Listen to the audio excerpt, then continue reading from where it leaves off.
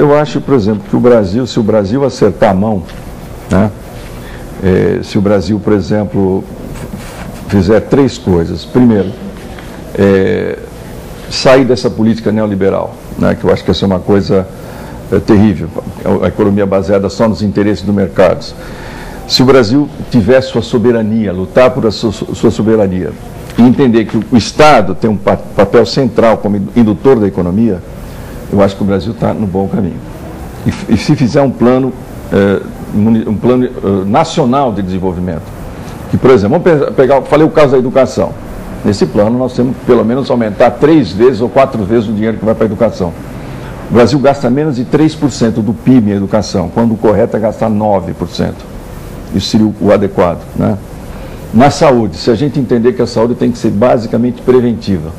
O que acontece com a saúde hoje em dia? A saúde hoje em dia é uma mina de dinheiro para as empresas. Porque todo mundo fica doente, machucou o dedo. Vamos fazer ressonância magnética. Não é culpa das pessoas, é a cultura que foi colocada. Se você terceiriza a saúde, o que é a saúde? A empresa quer o quê? Quer ganhar dinheiro. Quer vender remédio, quer vender diagnóstico. Ela não quer fazer prevenção. Então essas são... tem uma visão de mercado, lucro. De mercado e do lucro. Então são questões como essas que nós temos que fazer, que temos que ver.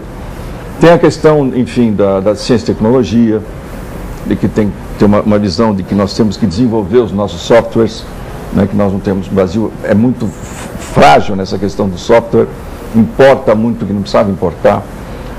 Na política industrial, que nós temos que modernizar nosso parque industrial. E sim, várias questões que nós temos que entrar. E tem esse caso particular agora do pré-sal, né?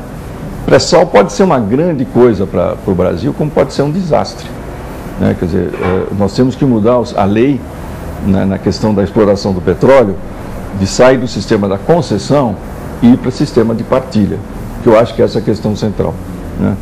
Porque o dinheiro do pré-sal não pode ficar para as empresas, ele tem que ficar uma parte determinada para um fundo chamado soberano, que vai desenvolver saúde, educação, enfim, essa coisa toda.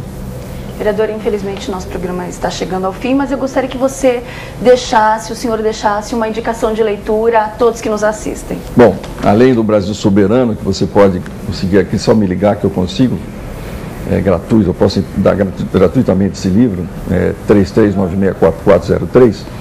Tem um livro que eu li agora nas férias de janeiro, chamado D. Pedro II, que é de José Murilo de Carvalho, um livro maravilhoso, conta a história de Dom Pedro, mas uma história assim humana, não é?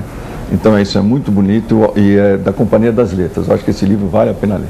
E mais uma vez, juntando com o Brasil Soberano, é um resgate da história para entender o desdobramento atual. Exatamente. Isso que a gente precisa entender o que aconteceu para entender o que está acontecendo agora. Mais uma vez, muito obrigada pela entrevista. Agora você acompanha as dicas do programa Capítulo à Parte. Confira. Um homem se apaixona pela trança de uma menina de família. O romance dura algumas cartas, mas ao conhecer seu admirador, a moça rejeita-o e casa com outro. O amor, porém, persiste e dura a vida inteira. Nesta fábula de realismo fantástico, Gabriel Garcia Marques mostra que a paixão não tem idade. Com um pedaço privilegiado para o modernismo, este livro reúne os estudos mais significativos no campo da comunicação visual e das artes plásticas.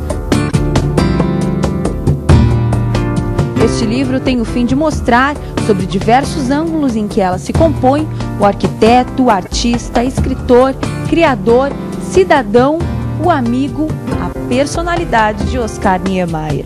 Suas andanças, seus amigos, sua família, enfim, as coisas que lhe interessam.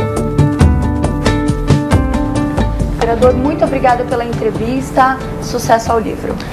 Bom, eu queria agradecer também, foi uma oportunidade boa de divulgar o nosso trabalho e também eu queria deixar meu site, www.eliseugabriel.com.br, né? Então acho que também tem meu e-mail, que é vereador@eliseugabriel.com.br. Se vocês quiserem entrar em contato, vai ser um maior prazer, eu posso fornecer o livro para vocês. Se vocês quiserem deixar o endereço, eu mando pelo correio.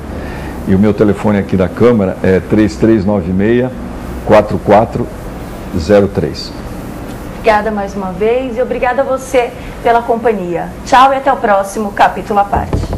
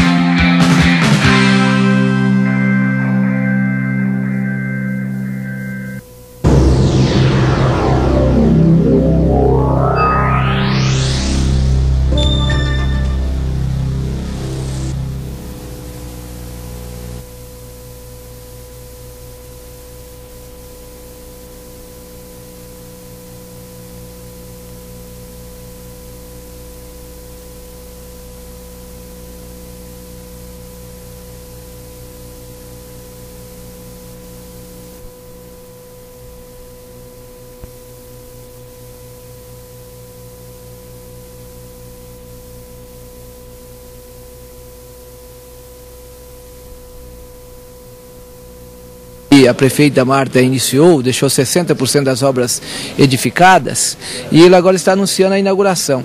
E eu fiquei triste.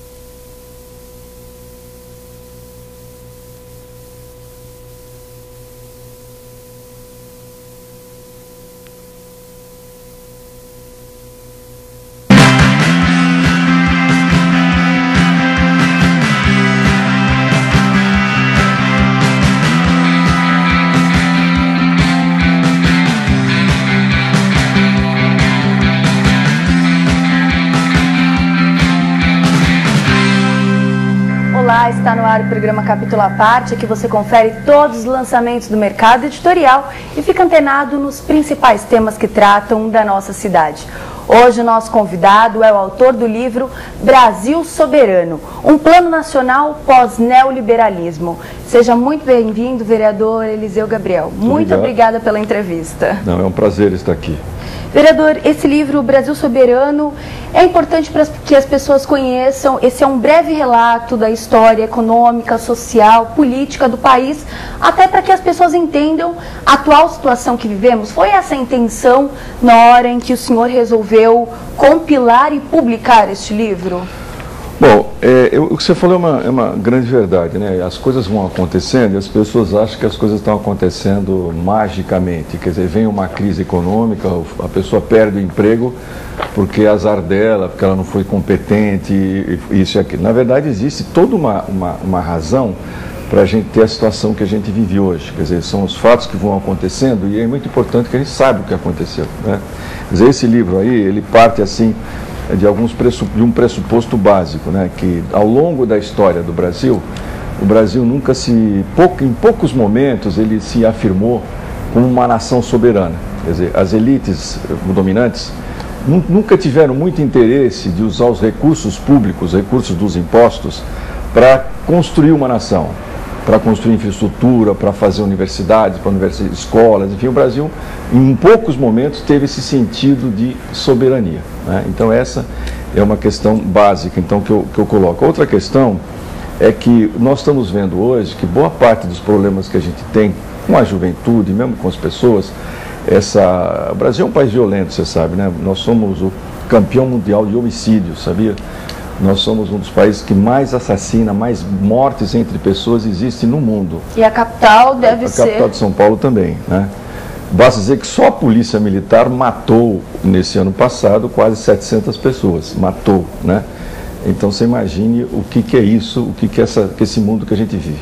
Então essa desagregação da sociedade, essa desarticulação da sociedade, ela tem uma causa, não é?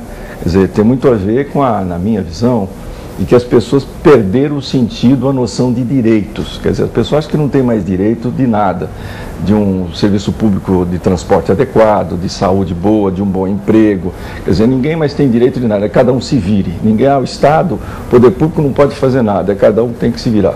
Então isso que está acontecendo é consequência de um sistema econômico que a gente chama de neoliberal, que foi implantado no Brasil e em todo o mundo praticamente a partir do meados da década de 80. O senhor cita aqui também no livro a respeito do governo dos Estados Unidos, que está novamente colocando, pelo menos é esse o plano do Obama, de levar o Estado novamente para o controle de alguns setores. O senhor acha que esse vai ser um caminho também que o Brasil vai fazer, já tendo como experiência outros países, como por exemplo os Estados Unidos? Sem dúvida. O que está acontecendo, né? A partir do final, do meados da década de 80, né? O mundo passou a funcionar de acordo com o chamado consenso de Washington, né? Quer dizer, as grandes corporações, os grandes bancos, enfim, o grande capital financeiro encontrou uma forma de amplificar muito seus lucros, né? Muito.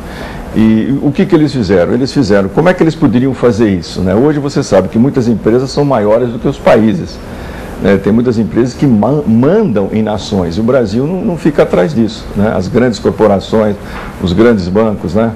Então o que foi feito? Foi feita uma orquestração mundial justamente para enfraquecer os estados nacionais, né?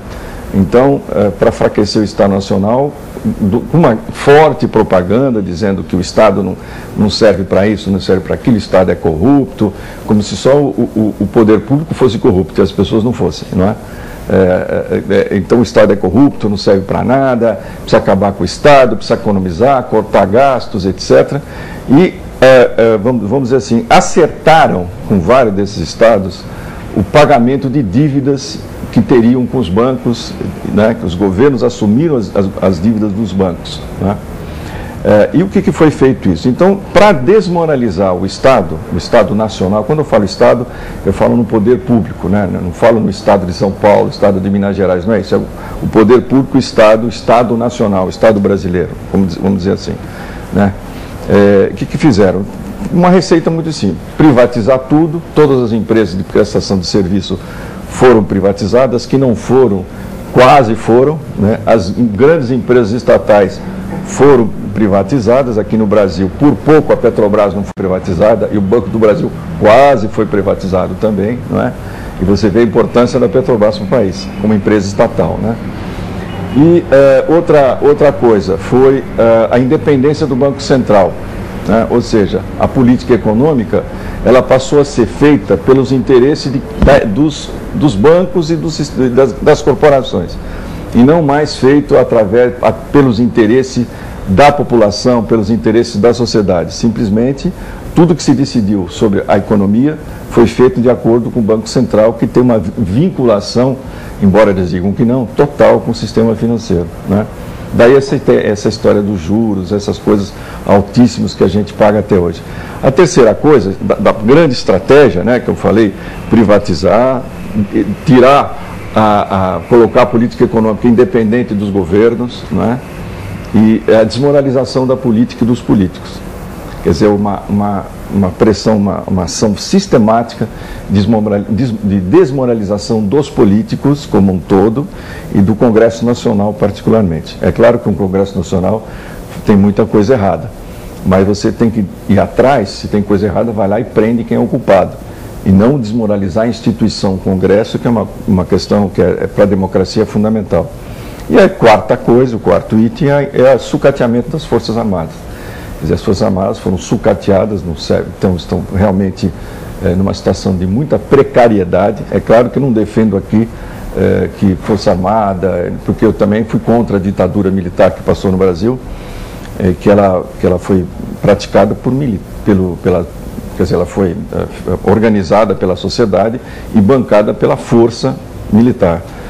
Mas mesmo na ditadura, na última que nós tivemos de 64, muitos militares eram pessoas progressistas, que queriam cumprir a Constituição e foram presos, perseguidos, como todos nós.